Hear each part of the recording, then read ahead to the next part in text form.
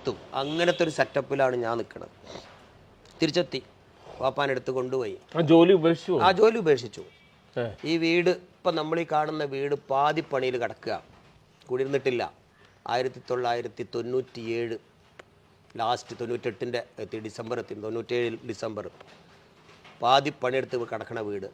താഴെയാണ്. എന്നിട്ട് താഴെ പെട്ടെന്ന് പണിയെടുത്തൊരുത്തുണ്ട്, അവിടെയാണ് ഉപ്പ കിടക്കണം. കൊണ്ടുപോയി എടുത്തിട്ട് നല്ല നല്ല ആശുപത്രിയൊക്കെ കൊണ്ടുപോയി. ഡോക്ടർ പറഞ്ഞു ഒരു രക്ഷയില്ല, ബ്ലഡ് ക്യാൻസറാണ്. അത് പറ്റൂല, എൻ്റെ ഉപ്പാക്ക് എന്താ ചെയ്ത് കൊടുക്കണം. ഈ വീട് അങ്ങോട്ട് പണയം വെച്ചു. എൻ്റെ കയ്യിൽ കുറച്ച് ഭൂമി ഉണ്ടായിരുന്നു, അതും വിറ്റു. ബാങ്ക് ബാലൻസ് മുഴുവനും തീർന്നു.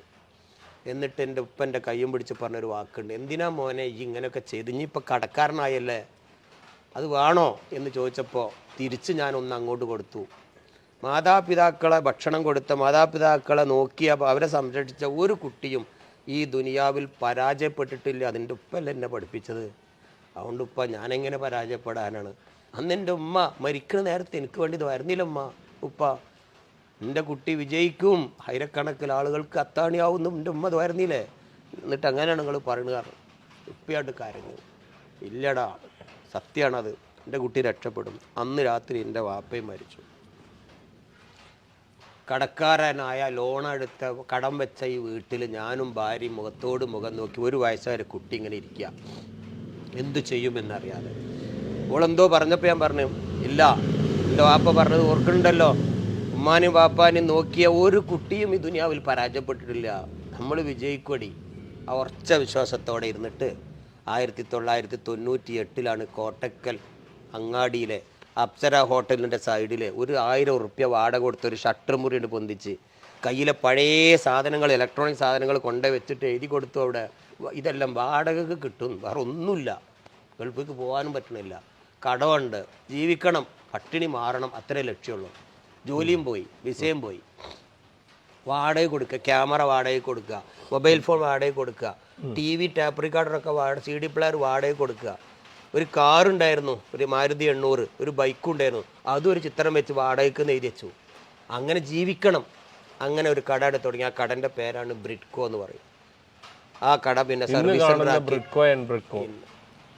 അത് പിന്നെ സർവീസ് സെൻ്ററായി, പിന്നെ കുട്ടികളെ പഠിപ്പിക്കുന്നവരായി, പിന്നെ പഠിക്കുന്നവർക്കൊക്കെ ജോലി കൊടുക്കുന്ന സ്ഥാപനമായി, പിന്നെ ഒരുപാട് നിർമ്മാണങ്ങൾ തുടങ്ങി. ഇപ്പോൾ പല ഫ്രാഞ്ചൈസിയും ബ്രാഞ്ചുകളുമായി. അൽഹംദുലില്ലാ, സുമ്മ അൽഹംദുലില്ലാ, 18,000 പേർക്ക് തൊഴിൽ കൊടുത്തു. ഞാനെന്ത് നേടിയെന്നല്ല പറഞ്ഞത്, 18,000 പേർക്ക് ജീവിത മാർഗം. എന്താ എൻ്റെ ഉപ്പ വരുന്നത്? അത് പടച്ചോൻ ലൈവായിട്ടാണ് കാണിച്ചു തന്നു. ഈ ദുനിയാവ് തന്നെ കിട്ടും. മാതാപിതാക്കളെ നോക്കി ഈ ദുനിയാവ് തന്നെ പ്രതിഫലം കിട്ടും.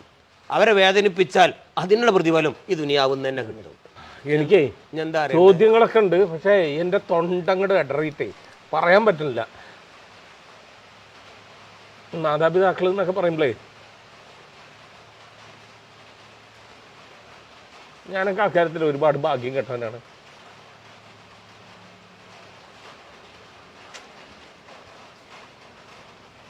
അല്ല, ഇന്നത്തെ ഓരോ വാർത്തകൾ ഇങ്ങനെ കേൾക്കുമ്പോഴേ, ഉമ്മാനെ ഉപേക്ഷിച്ചു, റോട്ടിൽ നിന്ന് കിട്ടി, പല വൃദ്ധസദനങ്ങളും കയറി ഇറങ്ങും. ഞാനിന്നിപ്പോൾ അറിയോ, ഞാൻ പരിസരത്തുള്ള വൃദ്ധസദനങ്ങൾ കയറി ഇറങ്ങാത്ത എവിടെയില്ല. എൻ്റെ മക്കളെ പിടിച്ചിട്ടാണ് കൊണ്ടുപോവുക. അത്താണി അവിടെ കണ്ണൂർ അവിടെ കൊണ്ടുപോയി 3 മക്കളായിട്ട്. ഇവിടെ പറഞ്ഞു, മോനെ മക്കളെ കണ്ടച്ചോളി, ഇപ്പാക്കരി ഒരു കട്ടിലിവിടെ ബുക്ക് ചെയ്തിട്ടോളി, നാളെ നിങ്ങൾക്കും ഇതുപോലെ ഞങ്ങളെ കൊടുന്നാക്കാന്ന് പറഞ്ഞപ്പോൾ 3 മക്കളും കൂടി കാല് കിടന്ന് കരഞ്ഞിട്ട് അവിടുത്തെ ഒരു അമ്മ പറഞ്ഞതുണ്ട്, എനിക്കേ 3 ആൺകുട്ടികളുണ്ട്, ഒരു പെൺകുട്ടിയുണ്ട്, നല്ല സുഖം, ഓലൊക്കെ അമേരിക്കയിൽ ജോലിയാ, ദുബായിൽ ജോലി, ബോംബെയിൽ വലിയ ബിസിനസ്സാണ്. അങ്ങനെ എൻ്റെ വീടുണ്ട് പൊളിഞ്ഞാടിൻ്റെ തലയ്ക്ക്. അങ്ങനെ നാട്ടുകാരൊക്കെ കൂടി എന്നെ പിടിച്ച് ആസ്പത്രി കൊണ്ടുപോയി. ഞാൻ ആസ്പത്രിയിൽ നിന്ന് ഇറങ്ങിപ്പോന്ന് പാലക്കാട് ബസ് സ്റ്റാൻഡിൽ, KSRTC ബസ് സ്റ്റാൻഡിൽ ഇങ്ങനെ കിടക്കുമ്പോഴാണ് ഈ ഇരിക്കണ ഉമ്മ എന്നെ അവിടുന്ന് കൊണ്ടുപോയത്. അപ്പോൾ എനിക്ക് നല്ല സുഖമാണ്. ഓ പറയണത്